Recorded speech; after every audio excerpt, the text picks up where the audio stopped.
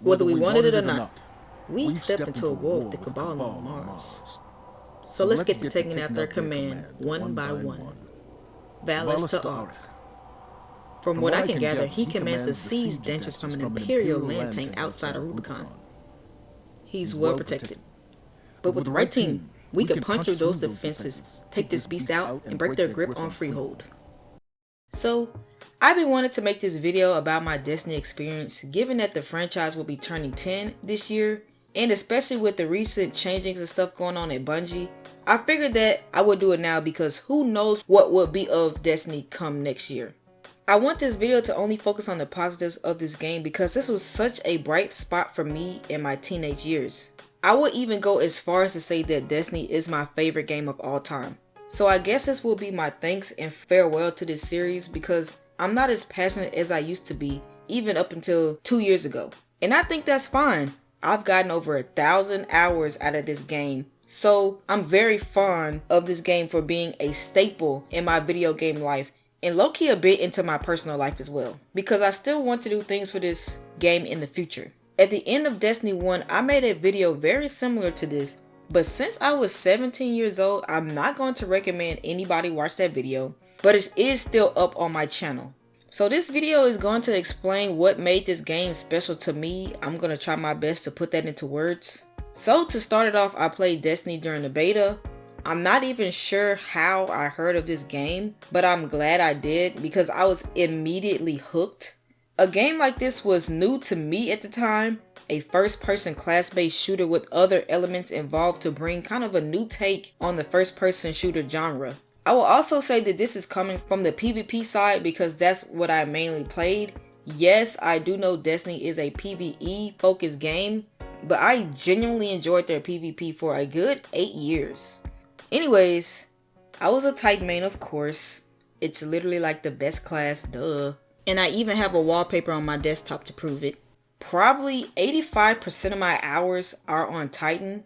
My personality just matches with them, even though I kind of arbitrarily picked Titan during the very beginning of like the character class select screen.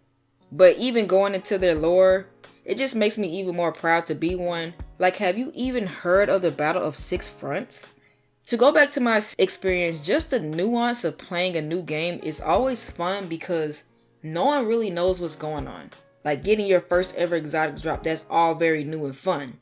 Mine personally was the Thunderlord after playing a match of Control on Blind Watch, or getting that elusive Gjallarhorn or Hawkmoon. I actually have my reaction to those, but they will literally never see the light of day. Like, I need to get 10,000 followers or something. And then even then y'all gonna have to remind me because those videos are not seeing the light of day. But I do have some milder reactions to show y'all.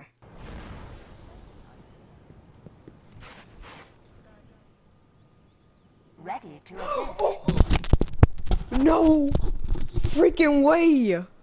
I got the... Oh, bruh. No way. I had a feeling. Ooh. It was gonna be in my vault. Oh my gosh. I got 3 snipers from that package.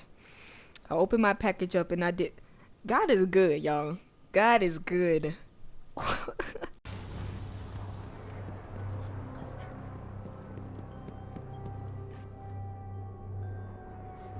Happy to help. A rare treasure.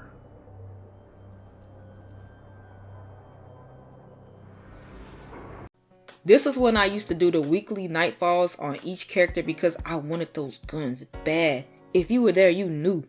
Of course, I was never a raider, so I just had to hope and get them on the next best thing, which was the nightfall. I remember I tried the Vault of Glass like twice and I was just like, yeah. And the only other time I completed the D1 raid was to get the Platinum Trophy, which was a flawless raid run. And the only reason why I got it was because there was this post on Reddit about this guy who would help people get this trophy.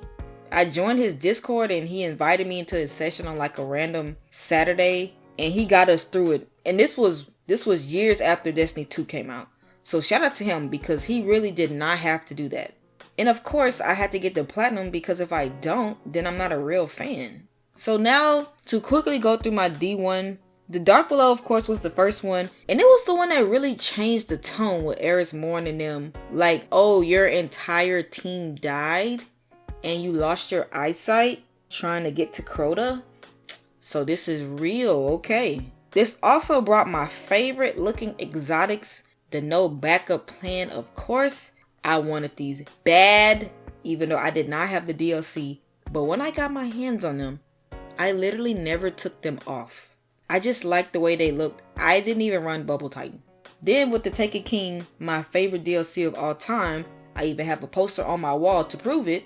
Having each class get their final element was such a fun time for me. This is also when SRL was introduced, and I wore that game mode absolutely out. I was also able to get a PS4 around this time, and I was playing on next gen. And this was during the time of 2015-16, the best time ever. So the nostalgia here is really off the charts. It also brought my favorite exotic, Zalo Supercell. Please do not tell Surge Regime or Vigilance Wing that. It also brought Trials and Prison of Elders. And I'm not gonna lie, during this time, during the summer, I absolutely no-lifed this game. It was not even funny. The way I would look forward to every Tuesday for that weekly reset, I did not play. I even played Prison of Elders because they didn't have a raid this DLC. And of course I wasn't a raider, so I was like, you know what, alright, let me give it a try. Even though I did not play it that much after I got the Hawk Moon, because this mode actually gave me the worst anxiety of my life. And speaking of Trials, I didn't really play Trials like that. Like I never really got to the Lighthouse because I don't really have a playstyle for Trials or kind of a search and destroy-ish kind of, or CSGO type of playstyle. The Rise of Iron was fine. This was after the peak for me, especially after the special ammo changes, but I enjoyed the story and the strikes and stuff. Even Archon's Forest was pretty fun. I still never climbed the mountain, but it's all good. So yeah, that's all of D1 in a nutshell. So to Destiny 2. Of course, it has its ups and downs. When the beta came out, I was actually so disappointed. 4v4 with no special ammos, and on top of that the gameplay felt so slow.